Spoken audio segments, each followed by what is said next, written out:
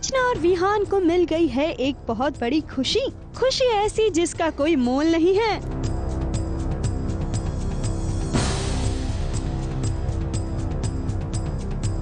रचना और विहान का ये घर भले ही टूटा फूटा हो, लेकिन अगर दो प्यार करने वाले चाहें तो खंडर को भी एक आलीशान घर में तब्दील कर सकते हैं। और ऐसा ही कुछ रचना और विहान ने भी किया।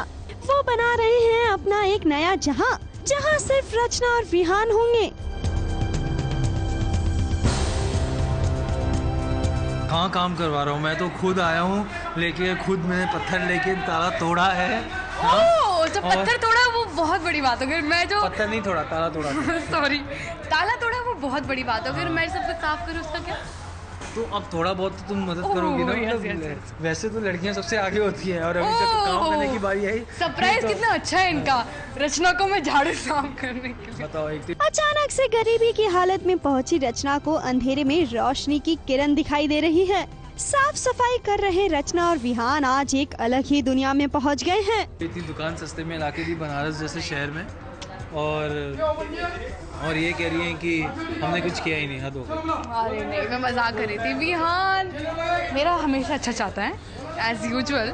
तो बिजनेस के लिए वो यहाँ मुझे एक दुकान पे लेकर आया एंड वो बोलता है कि बनारस में इतना सस्ता दुकान आपको कहीं नहीं मिलेगा, तो ये सबसे बेस्ट रहेगा। कोई बात नहीं, ये घर नहीं तो क्या हुआ, एक दुकान ही सही। कभी ना कभी तो आप दोनों अपना आशियाना बनाएंगे ही। फिलहाल तो आप दोनों लगे रहिए।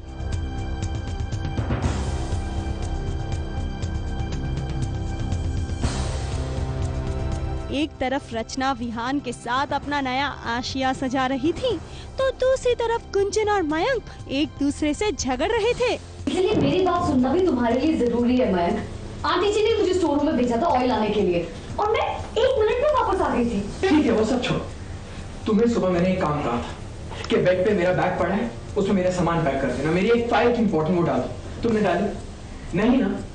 And thank you so much. तुम्हारी वजह से मुझे मेरे बॉस के सामने इतना एम्बैरेस होने पड़ा कुछ। अरे गुंजन, अगर आप दोनों ऐसे ही झगड़ते रहेंगे तो आपकी सासू माँ की प्लानिंग सक्सेसफुल हो जाएगी। वो तो बस यही चाहती है कि आप दोनों एक दूसरे से यूं ही झगड़ते रहें। क्यों सासू माँ, ठीक कहा ना हमने? माएँ ऐसी होती है तो बेटे को ही बैलेंस करना पड़ता है ना, और बेटे का ही फर्ज है। एक लड़की दूसरे घर से आई है और माँ से पहले से जुड़ा है, तो दोनों को कैसे बैलेंस करना। हाँ, लेकिन मैं इसलिए कर रही हूँ क्योंकि आप मुझे पसंद नहीं करते। नहीं, पसंद तो करते हो। क्या किया मैंने आपको चादू की तरह महंगी रिंग्स नहीं दी। ये लो। नहीं, उसकी रिंग्स मुझे बहुत महंगी पड़ी थी। जेल जाना पड़ गया था मुझे। नहीं, मैं अपनी बहू को बहुत पसंद करती हूँ। बस इतना चाहती हूँ कि जो मैं करूँ ना, कि उठ जाए और बैठ तो बैठ। वैसे सास बहू के इस झगड़े के बीच में बेचारे मयंक बुरी तरह फंस गए हैं और इस चक्कर से निकलने के लिए उन्होंने एक नया रास्ता निकाला है। सुसाइड कर लेना चाहिए मयंक को। अब उसके बस का कुछ नहीं है। माँ भी काटती है, बीवी भी काटती है, सब काटते हैं, वो खत्म हो जाएगा एक दिन। हम काटते हैं तुम्हें? ओह माय गॉड, हे भगवान, अगर ये चला गया तो मैं कैसे सताऊंगी अपनी बहू को। ओफो, कैसी माँ है आप। यहाँ पर आपका बेटा मरने की बात कर रहा है और आप हैं कि आपको अपनी बहू को सताने की पड़ी है। अब जरा इन दोनों के बीच में से निकल जाइए, क्योंकि आप चाहेंगी भी तो ये दोनों एक दूसरे से दूर नहीं हो पाएंगे। क्यों गुंजन, ठीक कहा ना हमने? क्योंकि आप चाहेंगी तो भी ये दोनों एक दूसरे से दूर नहीं हो पाएंगे। गुंजन कभी भी मयंक को खुद से दूर नहीं होने देगी, फिर चाहे कितनी भी साजिशें हो।